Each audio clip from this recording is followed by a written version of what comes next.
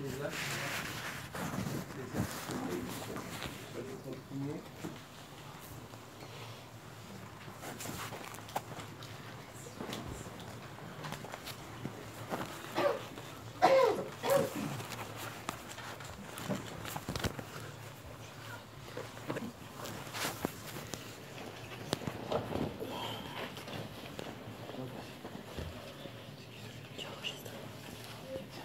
Avant, en fait, quand Sarah priait en langue, j'ai entendu, enfin, c'était pas une langue intelligible, mais moi j'ai entendu dans mon esprit vanité, tout est vanité.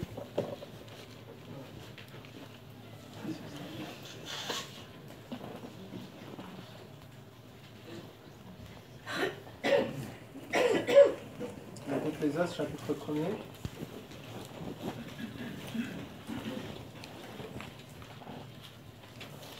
À partir du verset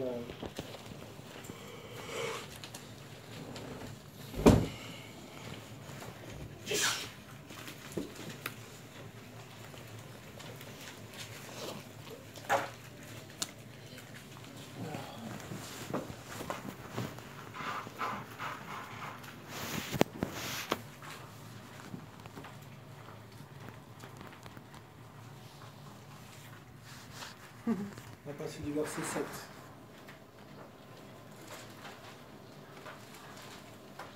Du verset 7 au verset 11. Alors, la pensée vraiment qui ressort, moi qui ai beaucoup sur mon cœur, c'est vraiment que l'Église vraiment soit consciente des choses de l'esprit. Ce matin, je me réveillais avec la pensée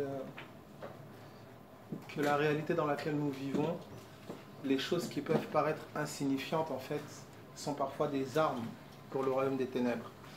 Le sommeil, l'amour de l'argent, le travail, le problème de santé parfois, certains symptômes, pas mal de choses, des distractions, sont vraiment spirituellement souvent des armes avec lesquelles l'ennemi nous détourne en fait de ces choses d'en haut, du but céleste, du but spirituel. Alors la pensée qui revenait sur mon cœur, c'était, je ne sais pas si peur, quelqu'un peut traduire pour cœur ou peur.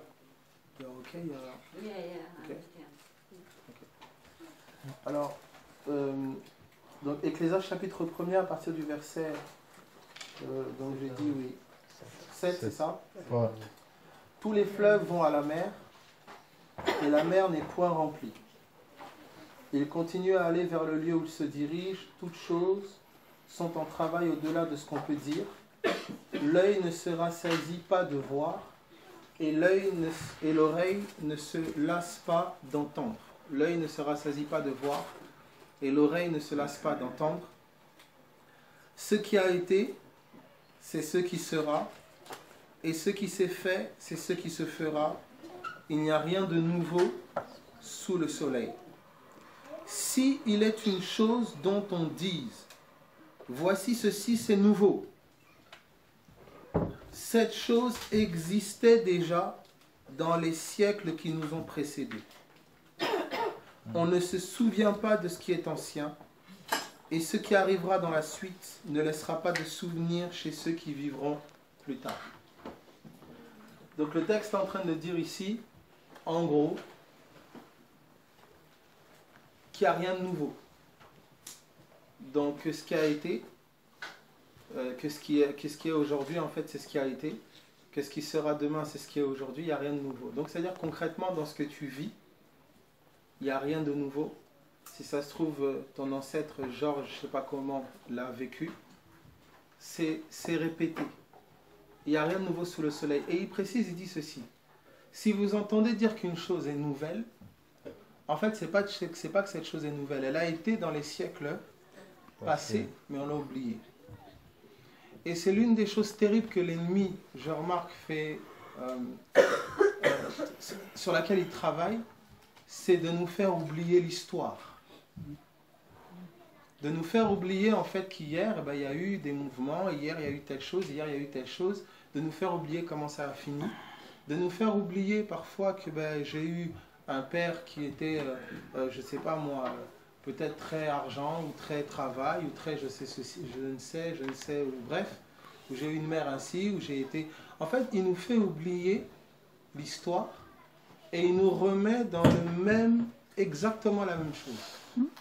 Il nous fait reproduire la même chose, et ce qui est, je dirais presque... je ne sais pas si je peux dire d'une stupidité extraordinaire, je ne sais pas moi, c'est de s'attendre à avoir un résultat autre en faisant la même chose.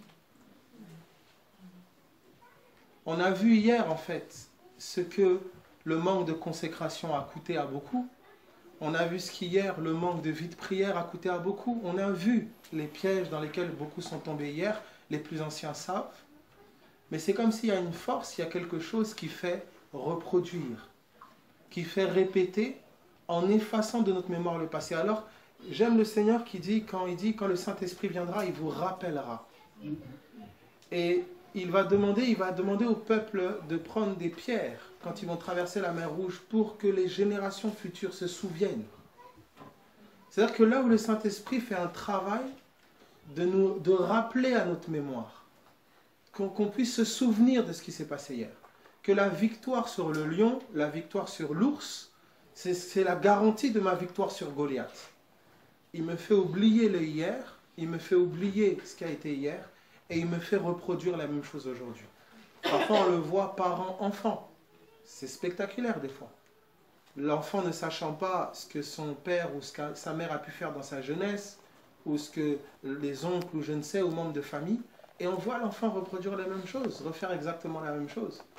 Alors ça surprend beaucoup, mais tu sais que dans ta jeunesse, tu sais comment tu étais.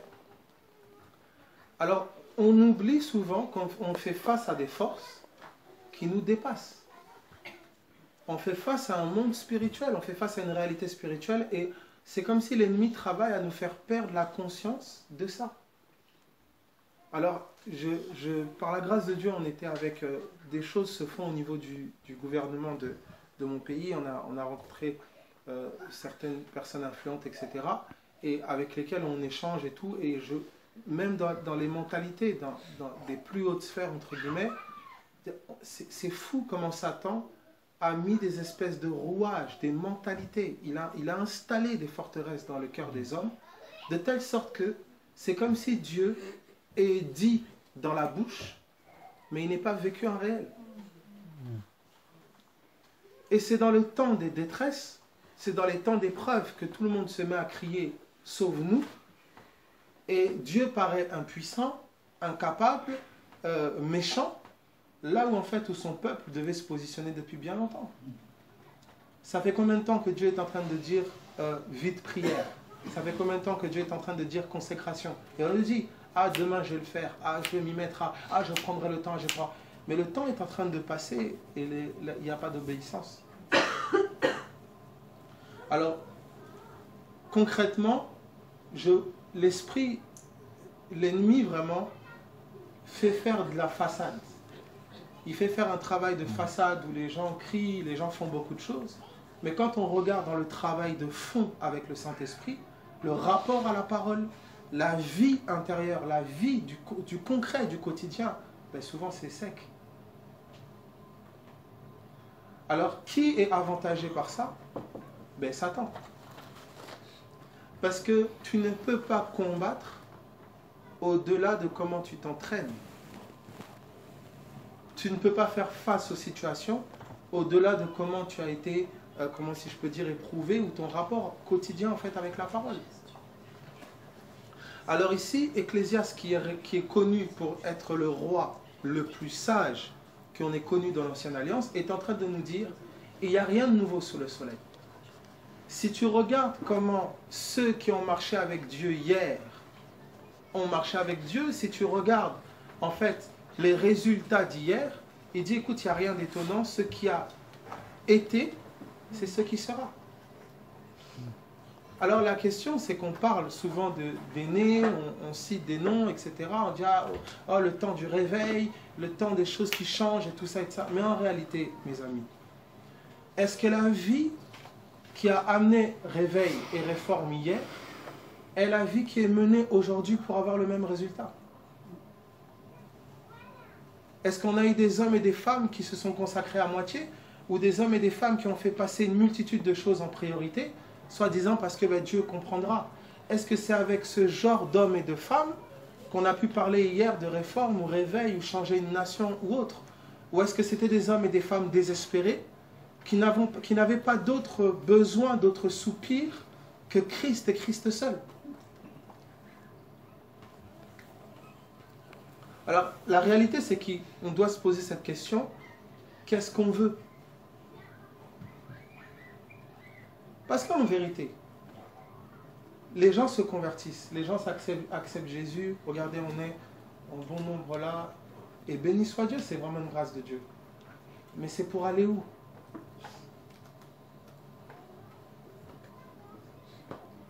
Bibliquement, on l'a vu depuis les temps anciens, le nombre ne veut rien dire.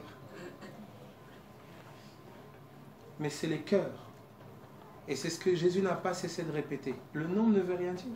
C'est les cœurs. C'est pour ça, qu'en est-il de nos cœurs à chacun? La force du nous n'aura que d'ampleur la force de l'individu. C'est-à-dire, c'est individuellement, qu'est-ce qu'il en est? Parce que la vocation, quelle est la vocation de l'Église? C'est de briller au sein des nations. L'Église est la réponse de Dieu pour les nations. Qu'en est-il de chacun d'entre nous individuellement, que ça a aidé plus petit, plus grand, etc. Qu'en est-il? Alors c'est vraiment alors, dès le début, dès la première révélation que Dieu donne à Moïse de la Torah, il nous dit, mes enfants, il y a deux réalités. Le ciel, la terre. Dès le début, il nous dit, il y a deux réalités. Tu ne peux pas vivre que d'en bas. Ce n'est pas possible. Tu es fils de Dieu, tu es né d'en haut. Tu ne peux pas avoir une lecture des situations que d'en bas. Tu ne peux pas passer ton temps à t'emporter, t'énerver, être aigri, colérique, stressé, tout ça. Tu ne peux pas passer ton temps à remplir ton cœur des choses d'en bas. La maison pour laquelle tu te bats, un jour tu vas la laisser, tu vas mourir. Le portefeuille, le confort financier ou je ne sais, ou la réputation, l'image que les gens ont de toi, tout ça un jour tu vas le laisser. On a perdu en l'espace là de, je pense, 2-3 semaines, 3 personnes qui sont parties. Du moins que j'ai pu rencontrer ou connaître personnellement. Et ça va de la vingtaine à, je ne sais pas, peut-être 50, 60. La réalité, c'est qu'on ne connaît ni l'heure, ni le moment de notre départ. On ne le connaît pas.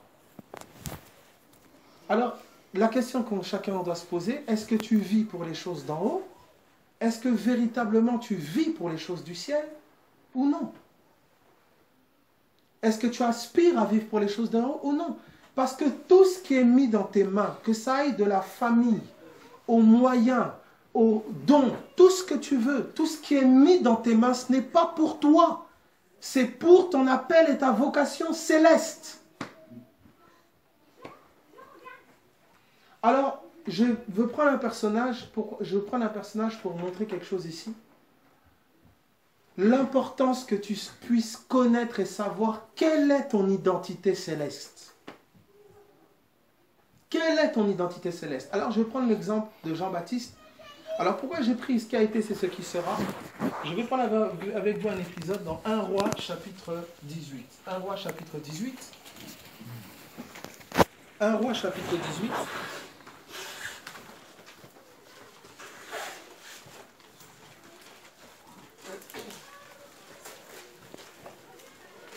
Un Roi chapitre 18.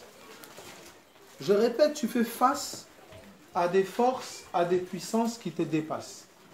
Si tu n'en as pas conscience, beaucoup de personnes, vous êtes gardés. Hein?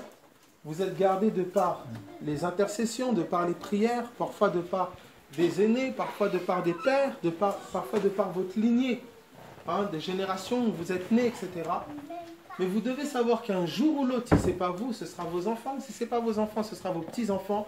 On est dans un monde où les ténèbres travaillent.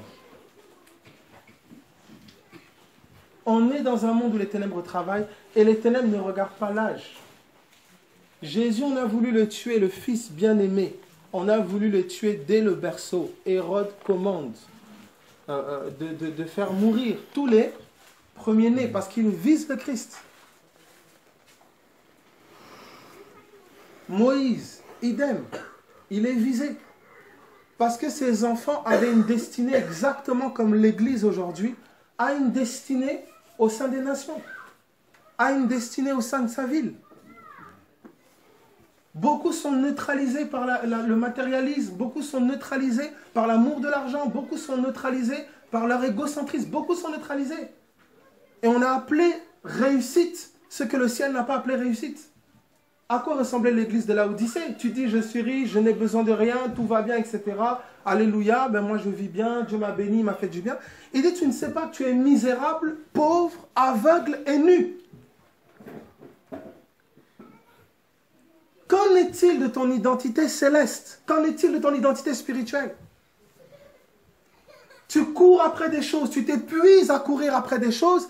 Ces choses-là, elles valent beaucoup moins que le prix que toi tu vaux. Ta vie vaut le sang de Jésus. Ta vie vaut... Dieu a monopolisé tout le ciel pour ta vie, pour ton salut.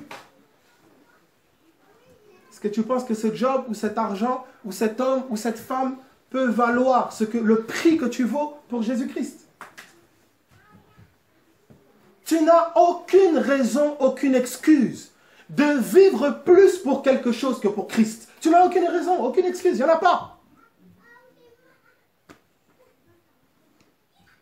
Alors, 1 Roi chapitre 18, 1 Roi chapitre 18, à partir du verset, on peut aller à partir du verset, tout le monde connaît Élie, Akab, tout ça. Donc le roi Akab à l'époque, donc roi d'Israël, était marié avec une femme, Jézabel, qui a fait rentrer beaucoup de faux prophètes et d'idolâtrie dans le pays. Élie, prophète de l'Éternel, a eu à confronter ces faux prophètes-là. Il les a comment dire, invités à une confrontation spirituelle sur ce qu'on appelle sur le mont Carmel, et où là il a demandé que ces prophètes-là puissent invoquer leur Dieu, et lui à son tour invoquerait son Dieu, que le Dieu qui ferait descendre le feu du ciel pour consumer le sacrifice qu'ils avaient mis donc, sur l'autel, le Dieu qui ferait descendre le feu du ciel serait le véritable Dieu. Alors il y avait 850 faux prophètes en face, et Élie était le seul vrai prophète. Alors ça je note, c'est très important. Hein. Michée, ils étaient 400 en face, Michée était tout seul. La masse et la foule n'est pas la garantie de la vérité. C'est pour ça, mon ami, si ta vie en Christ, elle consiste seulement à suivre des messages sur, je ne sais pas moi, en 5 mois, à suivre des audios ici, à suivre peut-être Abel ou Eric ou John ou Gérard, ou je ne sais pas. Si ta vie spirituelle ne consiste qu'à ça, tu dois t'asseoir, commencer à méditer. Tu dois avoir une relation personnelle avec le Christ. Tu dois chercher l'intimité avec le ciel. Ça va te rattraper un jour. Ce que tu sèmes aujourd'hui pour les choses de l'esprit seront moissonnées demain. Ce que tu sèmes aujourd'hui pour les choses de la chair, ce sera moissonné demain. Tu le moissonneras demain. Là, on voulait t'équiper aujourd'hui pour être armé, pour prendre position dans l'esprit. Tu passes le temps, tu es distrait à gauche, à droite. Le jour où l'ennemi va s'en prendre au tien et frapper, tu auras que ton cure-dent.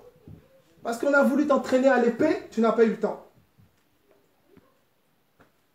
Dieu aime son peuple, c'est pourquoi il parle. Dieu aime son peuple, c'est pourquoi il veut l'équiper. Dieu aime les nations, c'est pourquoi il veut lever son peuple. Alors, 1 Roi chapitre 18, il est dit ceci, à partir du verset, je pense, on peut prendre, allez, verset 37, au moment où Élie invoque, lui, l'Éternel. 1 Roi 18, 37.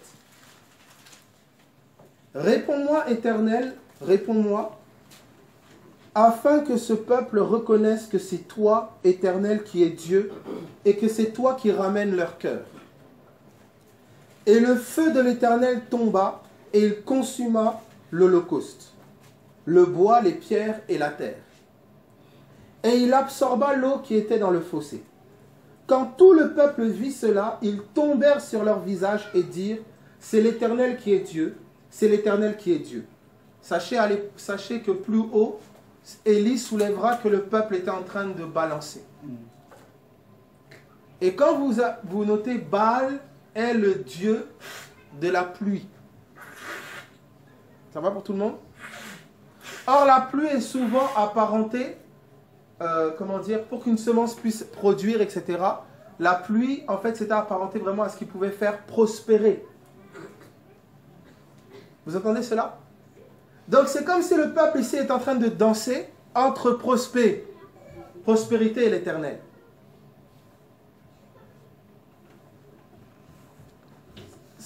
Où es-tu? Au moment de faire descendre le feu, pas des voitures, pas des chevaux, pas un compte bancaire des nouveaux dollars, non. Au moment de faire descendre le feu, il n'y a que l'Éternel qui a fait ça. Face au royaume des ténèbres, ta voiture ne va pas fonctionner. Face au royaume des ténèbres, tes dollars ne vont pas fonctionner. Tes raisonnements, tes diplômes, tes logiques, ça ne fonctionnera pas. Tu auras besoin du feu. Mais qu'en est-il de ton rapport avec l'Éternel?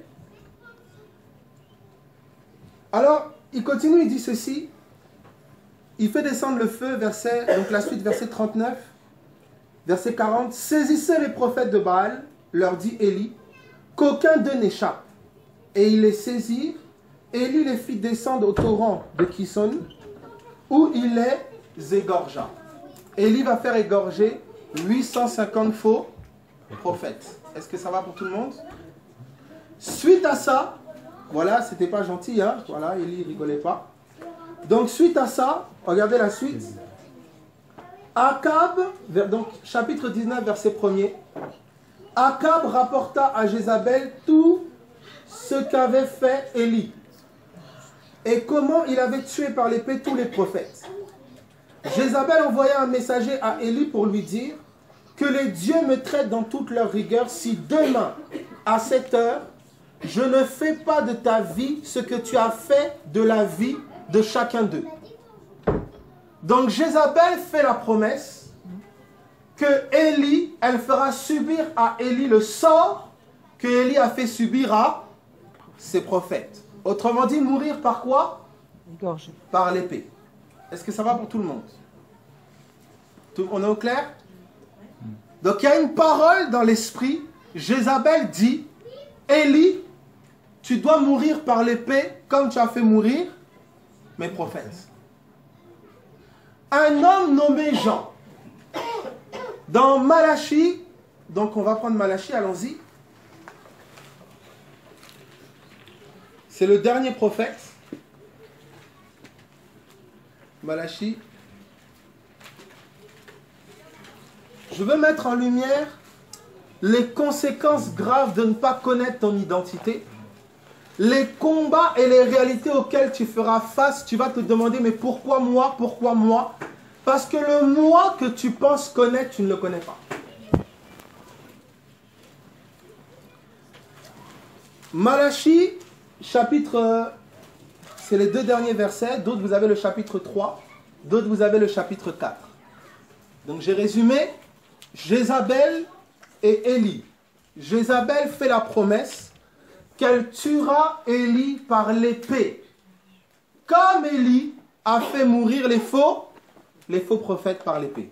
Est-ce qu'on est au clair avec tout ça? Ok. On arrive dans Malachie, chapitre 4, pour ceux qui connaissent l'histoire, Élie a été enlevé par des anges et par des chars de feu, il a été enlevé au ciel. Ça veut dire que cette parole de Jézabel ne s'est pas accomplie du temps d'Élie en chair. Est-ce que ça va pour tout le monde? C'est bon? Ok. Malachie, chapitre 4 pour certains et chapitre 3 pour d'autres. Les 2 derniers versets du livre de Malachie. Voici, je vous enverrai Élie le prophète, Avant que le jour de l'Éternel arrive, ce jour grand et redoutable, il ramènera le cœur des pères à leurs enfants et le cœur des enfants à leurs pères. Ça va pour tout le monde? Dieu annonce par le prophète Malachie qu'il va envoyer qui? Élie. Ça va pour tout le monde? Donc en fait, c'est l'esprit qui marchait avec Élie. Dieu dit qu'il va l'envoyer à nouveau. Et nous avons donc 400 ans après, entre Malachie et Matthieu, il y a 4 siècles. On passe les pages, on arrive dans le livre de Luc.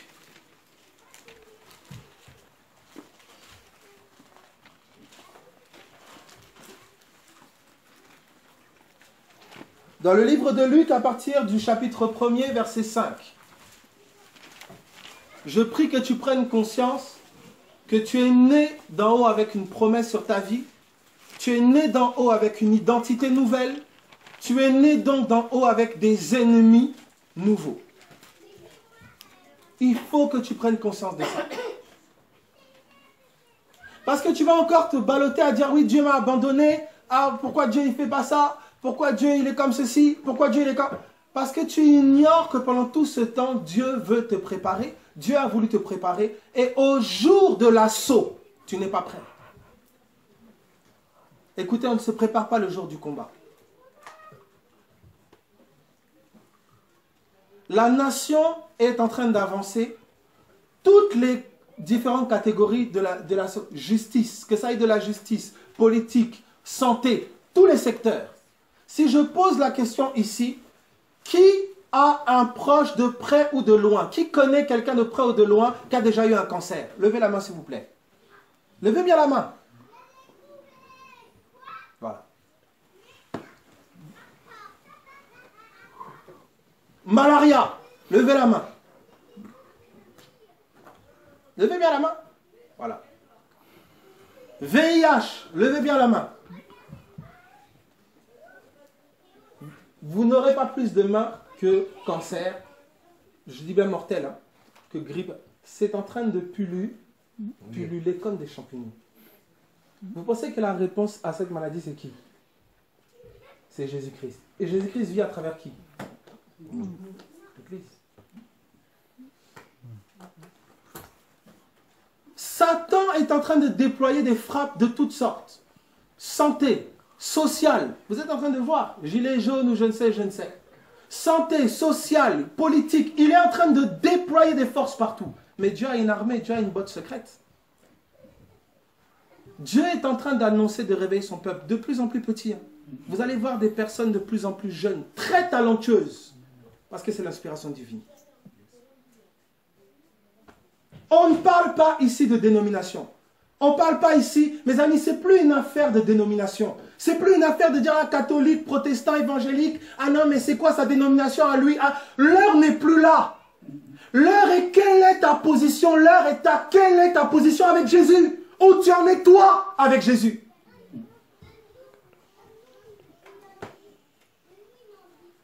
Ah, mais parce qu'il est baptiste, je ne vais pas l'écouter. Parce qu'il avait dit ça, elle, je ne vais pas l'écouter, elle est comme ci, comme ça. L'heure n'est plus à ça, mon ami. L'heure est à chercher Jésus pour ta vie.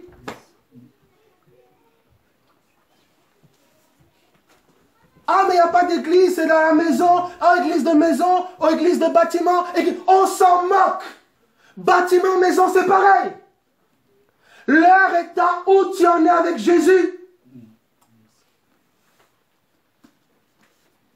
Pour d'autres, c'est secte, pas secte. Ah, il n'y a qu'elle qui parle, il n'y a que lui qui... Et alors? Où en es-tu avec Jésus? Elle est là la vraie question. Que toutes les problématiques secondaires ne te cachent pas la véritable question que le Saint-Esprit pose à ton cœur. Où tu en es avec Jésus-Christ? Qu'en est-il du temps que tu lui consacres? Qu'en est-il de la place que tu lui fais dans ta vie? Là est la vraie question. Vous savez, un électricien, s'il est ici, on le négligera tant qu'il n'y a pas de problème d'électricité. Continue à enfermer Jésus aux toilettes. Il faut le laisser là-bas. Le jour où le feu prendra dans la maison, qui invoqueras-tu? À qui feras-tu appel?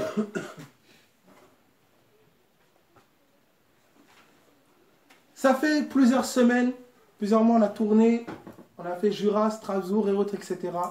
J'ai rencontré trop de larmes. Trop de personnes qui disent, Abel, j'ai crié, Abel, j'ai ceci, Abel. Des fois, tu t'assois, tu dis, mais Seigneur, est-ce que ta parole, vraiment, c'est réel? Il dit, Abel pose la question d'entre eux, qui demeure? Qui demeure dans ma parole? Qui demeure?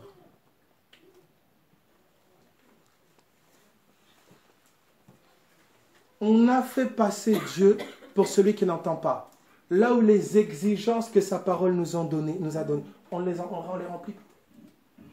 Regardez la place que les choses prennent dans nos cœurs. Regardez. Si je pose la question, qui passe toute sa journée, des heures, avec seulement la parole gardée dans son cœur? C'est même plus quelque chose parfois qu'on pense. De demeurer en lui continuellement. La discipline du cœur. Garde ton cœur plus que toute autre chose. Car c'est de lui que viennent quoi? Les sources de la vie. Il l'a dit.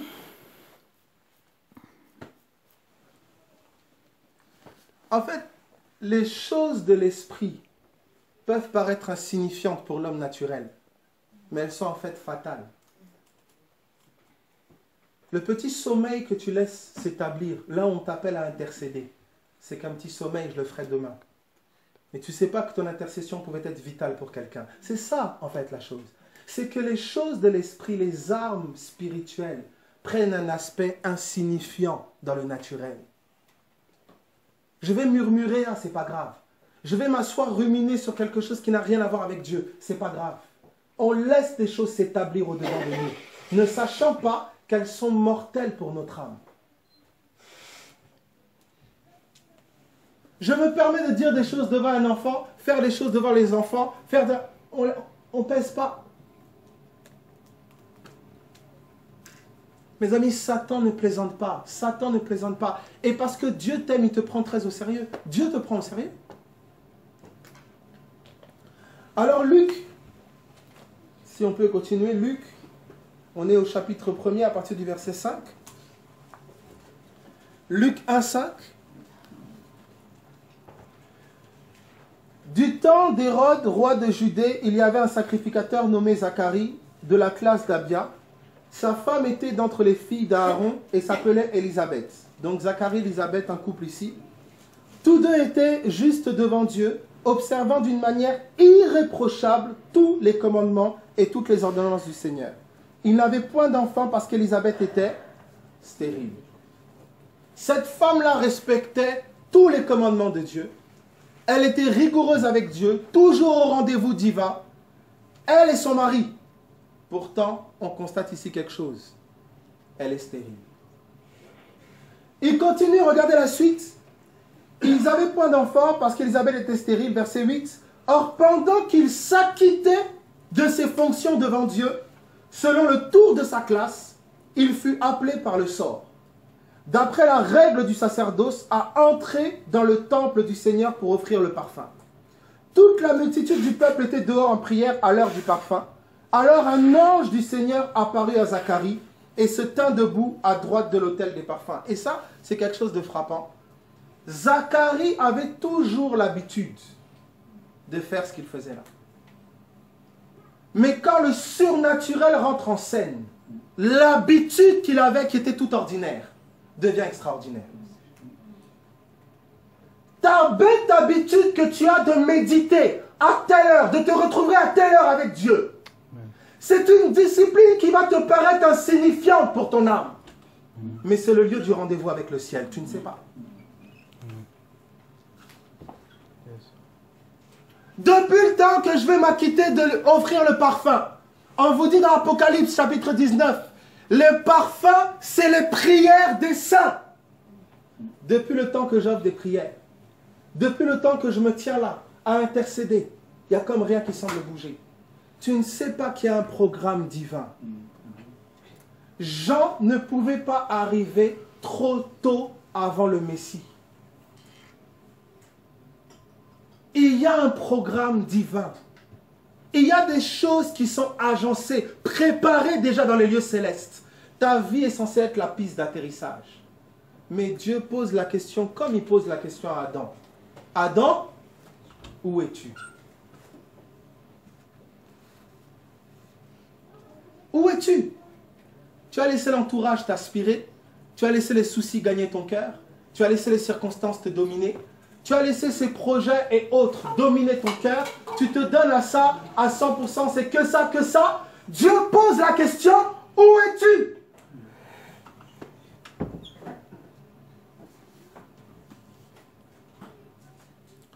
Alors regardez la suite. Il continue. Alors un ange du Seigneur apparut à Zacharie et se tint debout à droite de l'autel des parfums. Zacharie fut troublé en le voyant et la frayeur s'empara de lui. Mais l'ange lui dit, ne crains point Zacharie, car ta prière a été écoutée, exaucée. Ta femme Élisabeth t'enfantera un fils et tu lui donneras le nom de Jean. Il sera pour toi un sujet de joie et d'allégresse et plusieurs se réjouiront de sa naissance, car il sera grand devant le Seigneur. Il ne boira ni vin ni liqueur enivrante, et il sera rempli de l'Esprit Saint dès le sein de sa mère. Il ramènera plusieurs des fils d'Israël au Seigneur leur Dieu. Il marchera devant Dieu avec l'esprit et la puissance d'Élie. Ça veut dire l'attente d'Élisabeth était pour l'accomplissement d'une prophétie qui avait été donnée 400 ans avant. C'est parce que tu ne sais pas qui tu es. Tu penses que le combat et la persévérance que tu mènes, tu la ramènes qu'à ta petite échelle et ta petite personne. Tu ne sais pas que ta vie est sur le point de rencontrer le dessein de Dieu. Il fallait une piste d'atterrissage pour la prophétie de Malachie. C'est cette femme Élisabeth qui se tenait là, à l'autel, qui se tenait là avec son mari, qui s'acquittait de son devoir. Alors, la prophétie d'en haut rencontre le besoin d'Élisabeth. Et ça donne un enfant particulier. Il ne peut pas boire, il peut, ni vin, ni... Vous avez vu l'exigence de la vie de l'enfant? Oh non, moi j'ai envie de mettre des couettes, faire comme ça, faire comme... Quand le ciel donne des recommandations, tu dois les suivre. Tu ne peux pas faire comme tu veux. Quand le ciel entre chez toi, il peut te dire à l'alimentation, cesse maintenant ça, aujourd'hui tu vas jeûner. On avait un repas ce soir avec, je ne sais pas qui. C'est le ciel ou le repas qui passe en premier?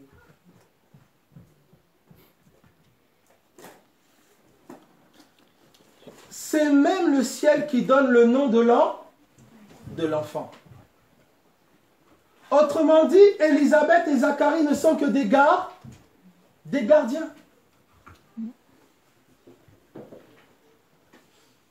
Est-ce qu'il y a un qui comprend ce que je dis?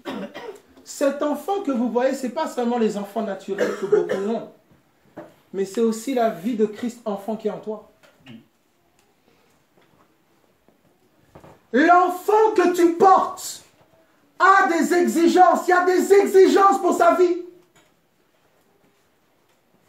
Tu ne peux pas vivre comme tu veux, tu portes un enfant en toi. Est-ce qu'il y a un qui comprend ce que j'ai dit? La vie d'Élisabeth et de Zacharie est bouleversée à cause de l'arrivée de cet enfant. La vie de Jésus... Écoute, si Jésus est venu dans ta vie, ça n'a rien bouleversé. Il faut faire un examen. Tu dois t'asseoir faire un examen. C'est plus comme toi tu veux. Parfois, ça va bouleverser tes nuits. À cause de l'enfant, là c'est Élisabeth, à cause de l'enfant, Marie a dû déménager. On en voulait à la vie de l'enfant. Qu'est-ce que la vie de Christ pose comme exigence sur ta vie?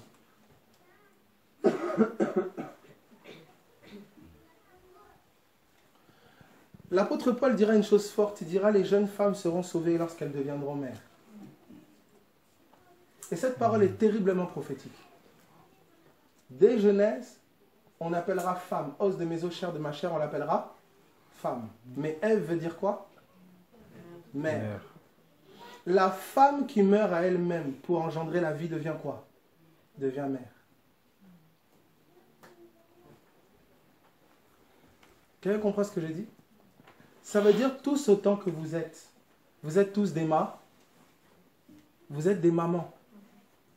Dites-moi quelle est cette mère-là qui, pour son enfant, consciencieuse, n'a pas sacrifié des plaisirs, des relations, des choses, des situations, pour que l'enfant grandisse.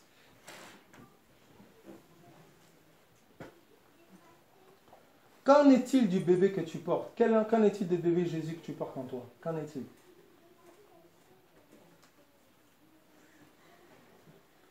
Or, écoutez bien, quand Siméon a vu l'enfant, bébé, il a dit, mes yeux ont vu le salut d'Israël. Ça veut dire le bébé Jésus que tu portes là, c'est le salut de ta famille, le salut de ton quartier, le salut de ta nation. En fait, c'est le salut. Prends le temps avec l'enfant. Nourris-le. Nourris-le comme il se doit. Alors cet enfant ici s'appelle Élie. On va aller rapidement dans Jean. Donc il marchera avec l'esprit et la puissance d'Élie. Regardez dans Jean chapitre 1er. Jean 1. Jean chapitre 1er. Jean chapitre 1er. À partir du verset 19. Jean 1, 19. Tu portes quelque chose. Tu portes quelque chose. Que tu le veuilles ou pas, tu portes ça. Tu ne peux pas faire comme si ça n'existait pas. Vous savez, je donne sur mon témoignage, suite à une grosse déception que j'ai eue dans le système religieux, il y a des années, j'avais invité un de mes proches qui a VIH, et j'avais invité, moi quand j'avais découvert l'évangile, j'avais invité pour qu'on puisse prier pour lui. Le jour où il est venu, il a fait plus de 8 heures de route, il est arrivé dans le bureau du pasteur en question. Le pasteur lui a dit, est-ce que tu as ramené l'enveloppe? Ce proche-là est venu me voir, c'est pas l'histoire de quelqu'un, c'est mon histoire. Le pasteur est venu me voir, mon proche en question est venu me voir pour me dire, mais tu ne m'avais pas dit qu'il fallait ramener une enveloppe. J'ai dit, mais on ne doit pas ramener d'enveloppe. Jésus il a dit, donnez gratuitement, vous avez reçu gratuitement, donnez gratuitement. Je ne connaissais pas trop les versets. Je suis parti voir les anciens, je demande aux anciens, ils m'ont donné un passage de roi qui disait qu'on ne pouvait pas venir voir le prophète les mains vides. Sur ça, je me suis dit, Seigneur, pour guérir les gens, pour traiter les gens, il faut t'amener une enveloppe. Et en fait, je m'étais pris de colère contre Dieu, j'avais fermé, je m'étais vraiment fermé.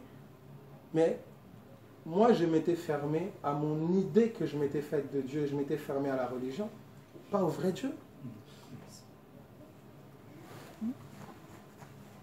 Quand Dieu te suit, il te suit. Tu peux bouder, tu peux faire ce que tu veux. Il va venir frapper toc toc, toc toc, toc toc, toc toc, toc toc, toc toc, jusqu'à ce que... Quand est-ce que tu vas te repentir? Quand est-ce que tu vas comprendre que ta vie est destinée à le suivre? J'ai pas dit suivre une dénomination.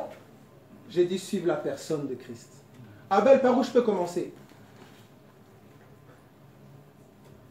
Prends sa parole.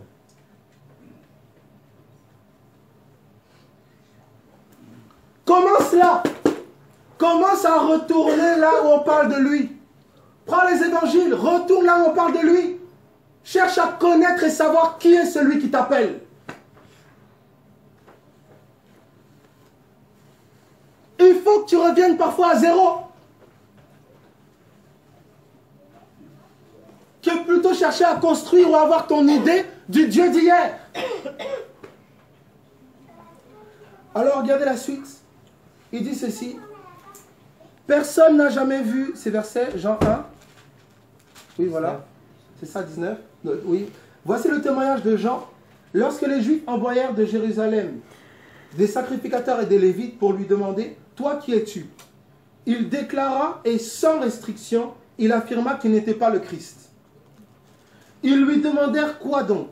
Es-tu Élie? Et il dit quoi? Qu'est-ce que répond Jean? Je ne le suis pas. Je ne le suis pas. On demande à Jean, c'est toi Élie? Alors déjà, posez-vous la question. Je rencontre, je ne sais pas moi, allez, qui je rencontre? Je rencontre, je ne sais pas moi, Joe ici, je le rencontre. Je sais qu'il s'appelle Jonathan. Gerbois. Gerbois. Voilà. Il s'appelle Jonathan Gerbord. Je sais qu'il s'appelle Jonathan Gerbord, je viens le voir, je lui dis qui es-tu? C'est bizarre ou pas? Mais je m'appelle Jonathan. Je lui dis, c'est toi, Georges? Non, quelqu'un comprend ce que je dis? Je demande à quelqu'un qui vient de me dire qu'il s'appelle Jonathan Gerbord, je lui dis, est-ce que c'est toi, Gérard? Tu es Johnny? Tu es Georges? Regarde, mais qu'est-ce que tu racontes, toi? Ça veut dire que les pharisiens savaient que l'esprit qui avait travaillé avec les prophètes pouvait revenir. Est-ce que quelqu'un comprend ce que je dis? C'est comme ça que quand Jésus pose la question, qui dit-on que je suis? Certains disent que tu es Jérémie, certains disent que tu es Élie, certains disent que tu es l'un des prophètes. Donc on savait que quelqu'un sur le plan naturel pouvait avoir une identité, mais sur le plan spirituel une autre. Est-ce que quelqu'un comprend? Maintenant, ici, monsieur, on lui demande, Élie, c'est toi? Il dit non, c'est pas moi. On découvre un homme qui n'est pas conscient de quoi? De son identité spirituelle. Est-ce que quelqu'un comprend ce que je dis? Tu sais que dans le royaume des ténèbres peut affecter des identités? Ah, et la sorcellerie, c'est comme ça. Si tu n'as pas la révélation, tu ne peux pas savoir ce qui se passe dans l'esprit. Tu sais pas. Tu es Élie, tu te promènes, Jean, salut, on devait, c'est toi Élie? Et non, c'est pas moi, non. Mais allons voir un homme d'esprit, Matthieu chapitre 11. Allons voir Matthieu chapitre 11. Matthieu chapitre 11.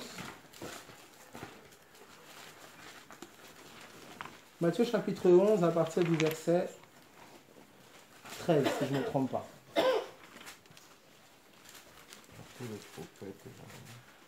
Car tous les prophètes et la loi ont prophétisé jusqu'à Jean, la suite. Et si vous voulez le comprendre, c'est lui qui était l'Élie qui devait venir. Donc, écoutez attentivement, vous avez deux témoignages.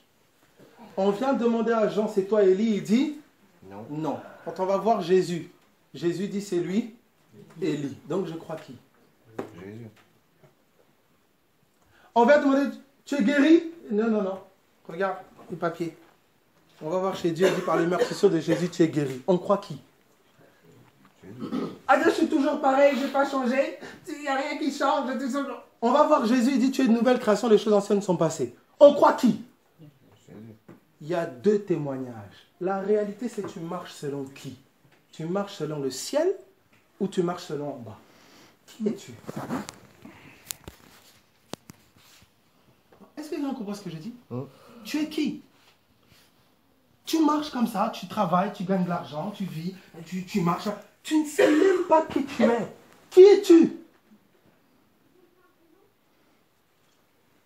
Ah, j'ai besoin d'un homme et un mari, j'ai besoin de l'argent, j'ai besoin de ça. Ah, si j'ai pas ça, ah, quand j'aurai ça, Dieu va me bénir. Quand j'aurai pas ça, Dieu ceci.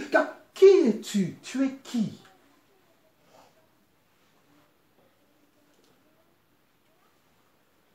Un informaticien a besoin d'une machine à coudre.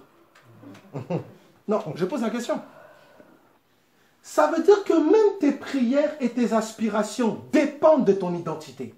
Tu peux commencer à aspirer à des choses, toi qui es informaticien dans l'esprit, tu cours après les machines à coudre. Mais tu n'es pas normal.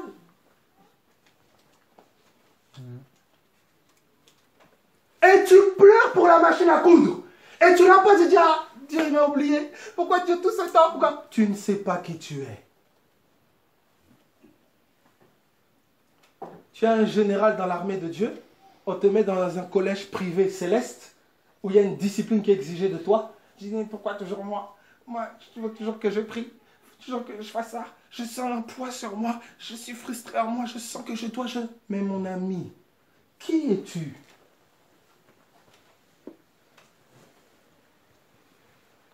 Écoute-moi, quand tu es né d'en haut, tu ne peux pas vivre. Tu pourras chercher à vivre comme tout le monde, tu ne sauras pas. Ça va bouillonner en toi. Jérémie a essayé avant toi, Jérémie 29. Quand je dis que je me tais, je ne veux plus faire mention de toi. Il dit, il y a un feu dans mes os.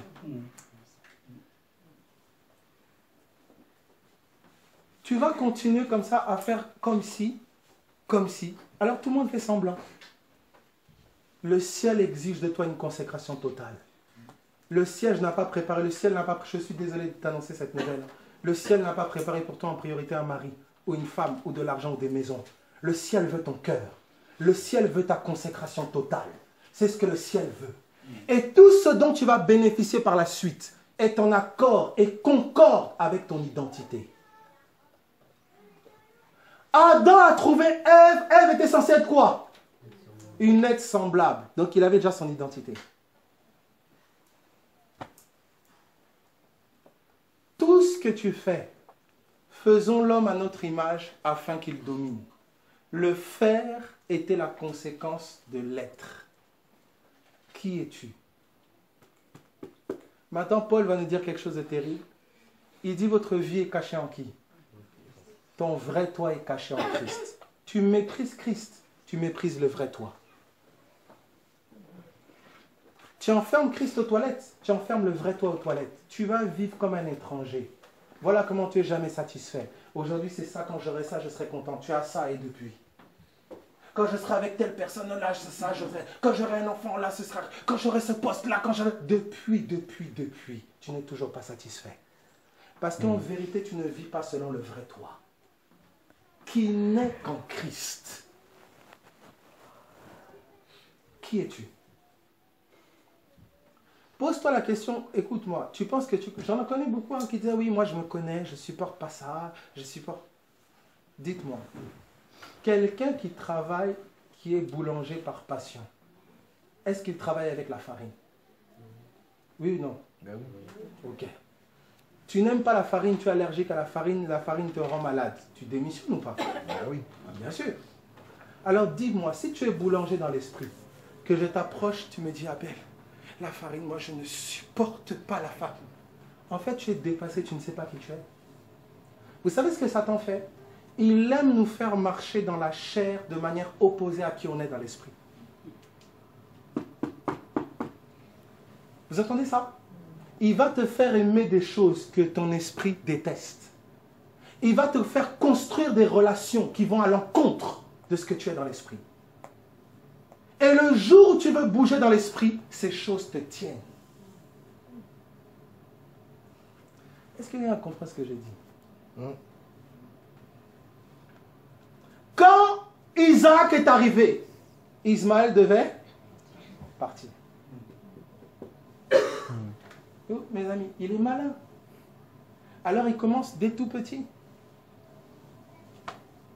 Vous allez prendre une jeune fille qui est censée être consacrée à Dieu, vive Christ, elle est déjà ailleurs dans sa tête. Vous prenez un jeune garçon, il est déjà ailleurs dans sa tête. Il travaille depuis le bas âge. C'est pour ça qu'on dit à Elisabeth, cet enfant-là, vin, alcool, tout ça, ça ne le touchera pas.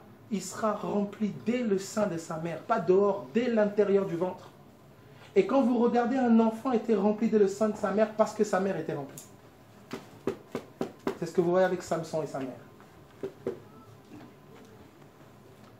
Est-ce que ça va? Ça va pour tout le monde? Je terminerai sur ce texte, Colossiens 3:1.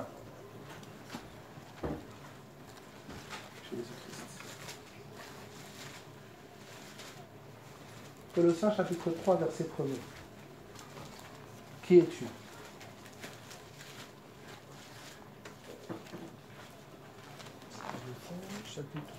Colossiens chapitre 3, verset 1er. Alors, qui sait comment Jean-Baptiste est mort?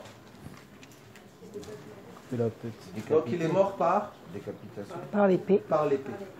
Voilà. Et sa naissance, et son parcours, et sa mort étaient liés à qui il était dans quoi? Dans l'esprit. Tu vas confronter des combats, tu vas te dire pourquoi moi? Parce que tu ne sais pas qui tu es dans quoi? Dans l'esprit. Quelqu'un comprend? Écoute-moi, tu peux savoir plus ou moins vers là où tu vas dans l'esprit par rapport aux aspirations qui sont dans ton cœur.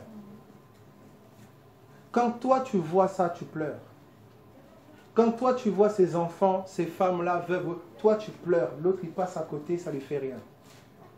Ce qui engendre souffrance et peine dans ton cœur quand tu le constates est souvent prémisse et symptôme de ce à quoi tu es, ce que tu es dans l'esprit. Quelqu'un comprend ce que je dis? Et tant que tu ne réponds pas à ce truc-là, tu vas tourner.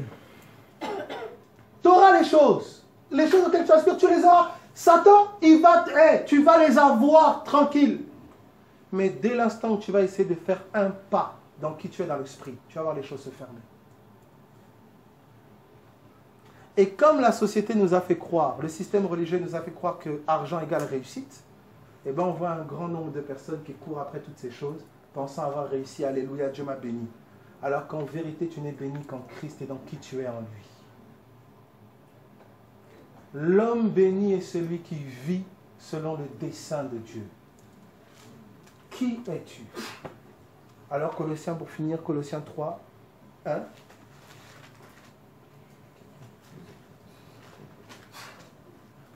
Colossiens 3, 1. Si donc vous êtes ressuscité avec Christ, oui. Cherchez les choses d'en haut où Christ est assis. Donc il nous a ressuscités ensemble selon Éphésiens 2, 6. Donc actuellement tu es où? En haut. Tu es en haut. Ça va pour tout le monde? Si toi tu es en haut, qui est en bas?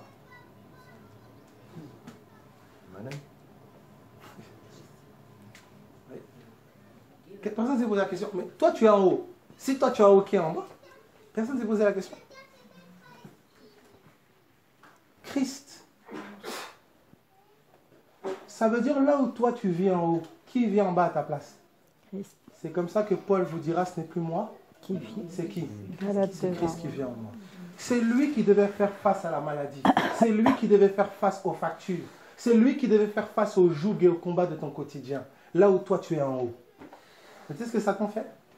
Il t'attache aux choses de la terre. Et il dit, Jésus reste en haut, ne bouge pas. Exemple pratique, acte des apôtres. Étienne est sur le point de se faire lapider. Vous avez vu Étienne regarder à ceux qui le lapidaient? Regardez, Étienne, regardez où? En haut. En haut. Christ s'est levé. Écoutez la voix d'Étienne. Pardonne-leur. Qui parlait? Jésus. Christ en Étienne. Ça veut dire que là où Étienne était en haut, qui subissait les lapidations en bas? C'était Jésus-Christ. C'est comme ça que Paul dira, ceux qui manquent aux souffrances de Christ, je l'achève en ma chair pour son corps qui est l'Église. Il est en train de dire, Christ continue de souffrir au travers de moi. Pourquoi? Parce que lui est en haut. Toi, tu es où? Tu es qui? C'est comme ça que tu fais d'un problème ton problème. Là où ton problème à toi, c'est censé être Christ et la relation avec lui. Tu fais des situations de multitude tes problèmes. Qui t'a dit que c'était ton problème? Quelqu'un comprend ce que je dis? Tu vas faire face à des combats qui te dépassent. Parce que normalement, ce n'est pas les tiens. Tu es né pour vivre en haut. Et il a pris ta place en bas. Ce n'est pas ta maladie. Ce n'est pas ton épreuve. C'est la sienne. Est-ce qu'il y a un comprend ce que je dis? C'est comme ça que l'apôtre Paul dira, recherchez les choses d'en haut où Christ est assis. Regardez ce qu'il dit, la suite. Attachez-vous, verset 2. Attachez-vous aux choses d'en haut et non à celles qui sont sur la terre. Car vous êtes quoi? Mort. En bas, tu es vivant. Tu es mort. C'est fini. Tu es vivant en haut. Regardez la suite. Votre vie, elle est où? Elle est cachée avec Christ en Dieu. Ta vie est un mystère que tu ne peux connaître qu'en Christ. Quand toi, Guida, j'en ai marre de ma vie, mais tu ne connais pas ta vraie vie. C'est pour ça que tu parles comme ça.